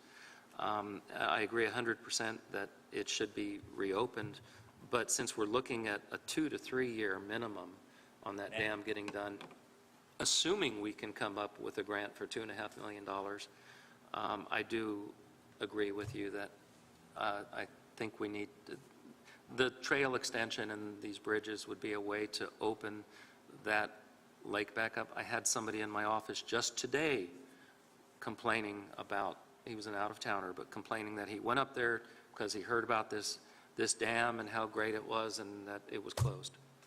And that's at least a weekly, if not more frequent, kind of complaint that I hear. So my point is, I agree with both of you. I think we need the intermediate measure of having the loop reestablished, and yet because it is such a historic feature, I think we need to do everything we can to get a grant to get it replaced to where it's historically accurate and remains one of those historical features that keeps us on the historical register. That being said, there are really only 2 other items, and I'm sorry this is... Yeah. Well, I'll take back over, because I think that's the ones that all reflect to the budget, right? Yes. So we've kind of finished that section. So let's just acknowledge we're kind of moving on from that. Okay. Yes. Very well. So, but if you want to talk about the Natural Resource Preservation Plan, that would be great, Scott. Okay. The Natural Resources Preservation Plan, this came up when we were looking at a proposed contract for our event promoter. And because I had included in there, I had contemplated putting this document together, and I had stated in there that they could basically expect it, and they're expected to comply with it, even though it hadn't been drafted yet. And so the question was posed to me then, well, when can you have this done? And I said I would have it done around the 1st of June, and here it is. This is just a draft. What I did on this was I focused on 2 key areas, just some general things. Number one, focusing on one of our biggest problems out at, well, in any of our parks, in fact, in any real estate in northwest Arkansas, one of our biggest issues is invasive plants. We have a variety, I've listed them in here. There's 7 or 8 that are very prolific that we should be dealing with on a regular basis. And then those invasive plants tend to do away with or by outcompeting our native plants. And so it's a two-edged sword, is dealing with our invasive plants and then also doing what we can to reestablish the other native plants. So I do address that, and I would just say briefly what I have in mind here, and that's not all detailed. Again, this is a draft. There's some things we still need to address. But what I envision here is, in fact, Sandy Formica's company had done a class on invasive plant removal. Chris Fisher and I went to about 6 months ago. It was excellent. I want to have that, whether she has it again out in the Fayetteville area or we have them come here to do it. It was hands-on. It was classroom and hands-on. It was excellent, and I would like to have that done. Number one, to have our staff do it. I think that all of our groundskeepers, gardeners, and trail people need to be educated on how to deal with these things and be told that it is a priority. That if I go out and I inspect a trail, and the trail looks great, they've done a great job of maintaining the trail, but there's Japanese stilt grass all on both sides of it, and there's what are some of the other ones? The garlic mustard and the honeysuckle, the Japanese honeysuckle and honeysuckle. privet. Then I'm getting them on the phone and saying, hey, you're only half done with this. The trail looks good, but my point is, as they're maintaining the trails, they should be dealing with things like that. And then secondly, this is something I've wanted to do since I was the gardener, is that we establish a corps of volunteers, and we train them in the invasive species removal and other things. Once they have been trained, they get a certification of sorts. Because we have people that have offered to go out and do some of this removal, but we tend to not allow people to just go out and start digging up plants. We want to know that they know what they're doing. So maybe we give them a particular vest or shirt or something that they wear that staff know they see somebody out there wearing that vest or that shirt, that they've been authorized to do this. And of course, working with groups like the Master Naturalist as well. So those are the 2 ways that I foresee dealing with that. The next thing we did is we took the document that Theo Witzel did about 4 years ago, I believe, where he examined the park and looked at 13 different habitats and made recommendations for each of those particular habitats. The 2 primary habitats that needed the most work, in his view, were the glades. And so we've already got a plan in place for that. I think you're all aware of the work that we're doing on restoring the Stephen Foster Educational Glade. That's our first step to getting all of our procedures in place.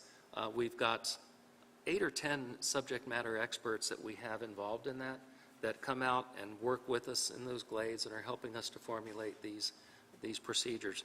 And these are pages and pages of data that we're dealing with. We've also applied for a second grant that's a couple $100,000 that would allow us to go and continue that work on some of the other glades. So these are the 2 biggest areas. There's 150 acres of glades. And as I said, these are the glades are the areas that Theo Witzel identified as being the most in need of reestablishment. And so that's our first step towards dealing with the rest of these areas, is continuing with that, continuing to apply for grants and develop this cadre of volunteers that we can use to help us to establish that process of restoring these glades. So those are the areas. I've sent this out to a few other people. For instance, Chris Fisher has been working with us a lot on things, and there's some things that he wanted in here related to trees and our forests, and so we will continue working on this. I think that also this is something that will evolve as we do things like the work that we were talking about as we started this evening on the stream bed assessment, the watershed assessment. As we get data like that from assessments that we have, that will help us to evolve this document. So that's a summary of it. It's there for your review. Again, I think it is a good start. I think a lot of the meat will be put on the bones as we finish projects like the glade restoration project that we have. And you and others, the public, for instance, might have more that they want. This is something we'll put on line as well for people to look at and comment on. So by no means is it final. It states it's a draft, but I do believe that it's a good first step to getting us there. I made the comment to a couple of people as we were doing this, and Stephen Dickey, for instance, was in my office one day, and we were going through this, and I said, when we put things in writing like this, like that we're going to deal with invasive plants, that means we're going to have to actually do it. Yeah. You know, when we put it in writing, we're committing to actually do it. And I think that, especially as to the invasive plants, it's essential that we get started on that. And it's also one of those things that's not going to cost hundreds of thousands of dollars like some of the other options that we talked about today. It's a process, and getting these procedures in place, educating people, both our staff and volunteers, on the necessity, especially for the invasive species removal. It is wiping out our native plants throughout, not just our parks, throughout probably the entire country. It's not just a phenomena that we experience here. Invasive species they outcompete the native plants, and so it's a problem that has to be dealt with. We're all aware of the plight of the monarch butterflies, for instance, and that's due to the loss of the milkweed plants. Well, I'm happy to say we went on a native plant hike this weekend, and the milkweed that we saw out there, I was very pleased to see. That was out at Black Bass. So these efforts do, little by little, they help to remedy these problems that we have. And this is a good first step towards dealing with some of these things. And Scott, you said that the plan isn't finished yet, but a good plan never would be. It would be a living document. Right. So never apologize for it not being finished. You started it. Yes, so exactly. We need to be committed to standing behind it. And I have not read this whole thing because I just printed it out today, but I will. Yeah. So Scott, I would say I was thrilled to see this. I mean, right now, until now, there's been no commitment on the part of park staff to protect the environment as they're doing their work, the natural history. And I was really glad to see Scott had picked up the mantle and taken this. Really, I have one little concern about it. I don't know that it really addresses the issue of having a contractor do events and what they need to do. It's a kind of lengthy document, and it covers a lot of stuff that doesn't affect them. So how do we have a document that really just kind of highlights what they need to be concerned about as they do their work? It could definitely be tiered off this document, but I don't know the document of itself would be really a functioning document to add to that contract. Well, yeah, I'm sorry. yeah. And I definitely, I'm going to get some comments to you. One is I would love to have it address the source of seeds and native plants that get distributed Okay. And that can be different, in the town, in the town, when you see kind of native plants, I'd say it's great. And I'm not going to ask too many questions about it, but when it gets to Lake Leatherwood, especially if you want to maintain glades in high condition, that seed needs to be really hyper-locally sourced. Yes, yes. And so there's, depending on the location, it varies, but I would like to see that at least addressed in this document. Okay. And then I have a lot of experience doing invasive plant control, so I definitely have some comments there. And what I want to make sure happens is that you push efforts where it's going to be successful, and you get the biggest bang for your buck. Things like the privet and the honeysuckle, they're so widespread throughout the park. You can spend a lot of hours pulling it, and if there isn't follow-up, you can be back to where you started. Sometimes things are even worse. So I want to make sure you do the things like prevent new operations, making sure you do what you can to prevent the spread of seeds, but then when parks is not actually becoming the problem. I want to see you, would love to see you do mapping, so you actually know where things are, so you can make some educated choices about what work you do. And then also that you focus efforts on the things that are not as bad.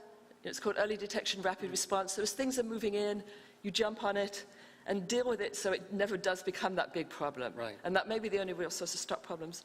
So with the garlic mustard, probably early detection, rapid response was a few years ago. Yes. And already now it's beginning to expand and it's going to seem like a much bigger problem.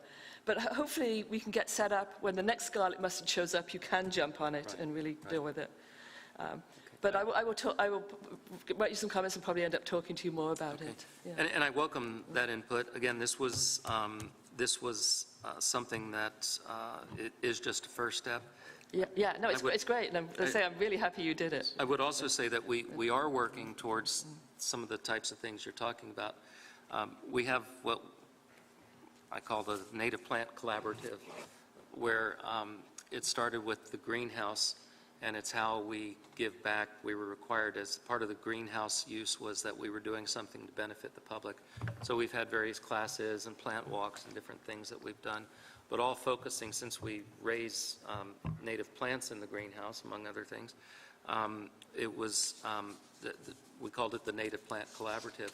And we've gone out, we've identified where certain plants are, and we just met this Saturday to plan out the classes and workshops that we're going to have for the rest of the year, which involves going out to the areas of, well, not just Lake Leatherwood, in any local areas where we can gather some of that local seed. And we'll be training volunteers as part of it as well. So those sorts of things we have been doing. And maybe you want to see it as in writing as part of this plan. But it's something that we have been, just like with the Glade things, you start doing things and you create the documents as you go.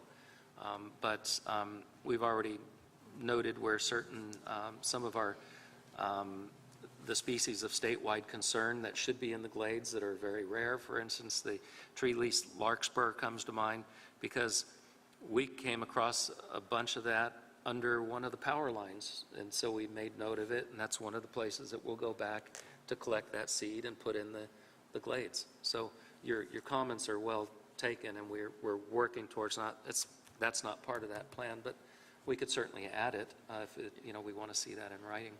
Yeah, I mean, I don't mind if all the details aren't there, but it should be mentioned, because otherwise, I hope you're doing the job for a long time, but your successor shows up and they see that document and it doesn't mention it. Sure. They might not need to go over there. So it needs to at least get mentioned in here as a priority. Very well. And I say, if you have more details somewhere else, that's fine.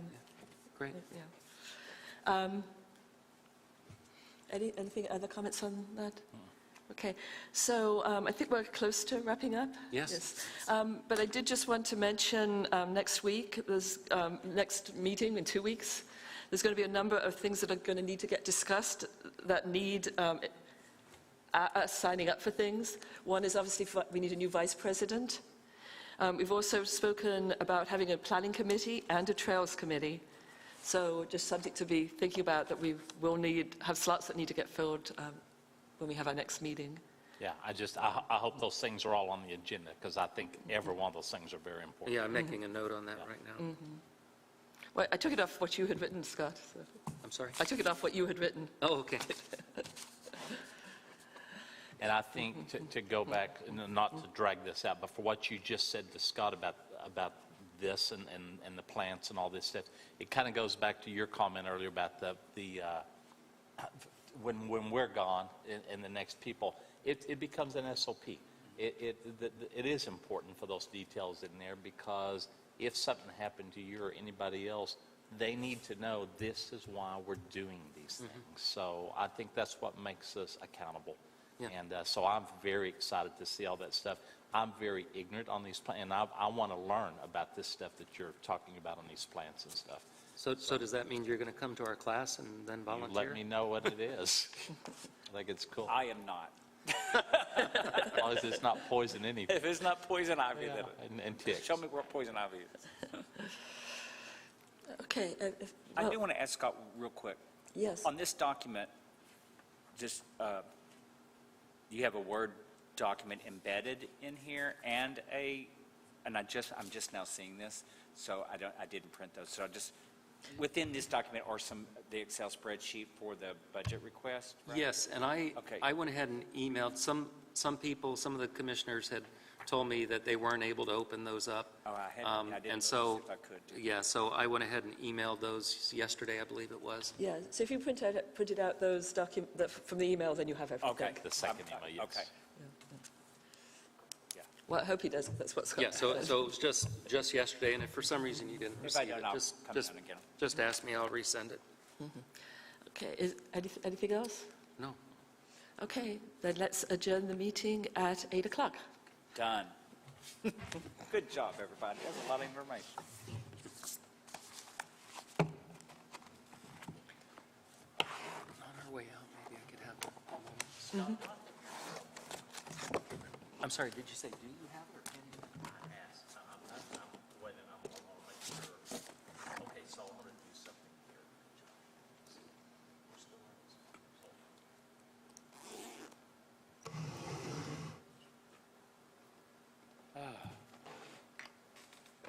Hoot.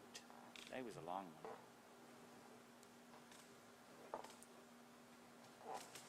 Hey, Scott, did you get that text I sent you with that vendor? Do you have your cell phone with you? I sent you that stone person. I just wanted to make sure that you actually got it. Yeah, yep. Yeah, I'll give them a call. He's a good guy, and I have seen some of his work, and I think he talked to Ruth recently too. And it'd be good for some of the smaller jobs, especially.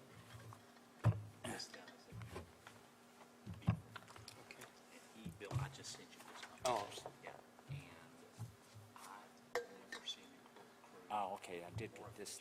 okay. building something, my metal building, I put it all metal, except it's stick built. Was this one of those, Sue? Yeah, Okay, Oh, good. so I did get that. yeah. And this garage, they came in, delivered the lumber, 4 o'clock Friday. Before I realized this was a workshop, not a meeting, 'cause I don't know, everybody's off. I was like, oh no, I'm not voting on anything in here for getting this today, and tomorrow I'm not, no. But now we got plenty of time to review it. I suspect that workshop is not going to get funded. All of mine was junk mail, and I didn't know, so now I'm going to check junk mail every day to see if anything's going. And it only happens if he sends it as a group thing. You know, and so my email says, yeah, this is a group message, you know, I guess it's part of my safety, security stuff. I know. I didn't know I did. I didn't do it on purpose.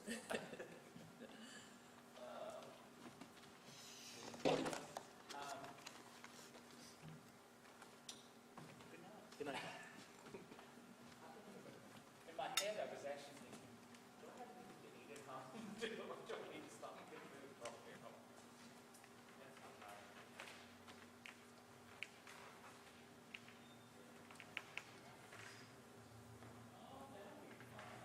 I just saw that Alan Jackson's not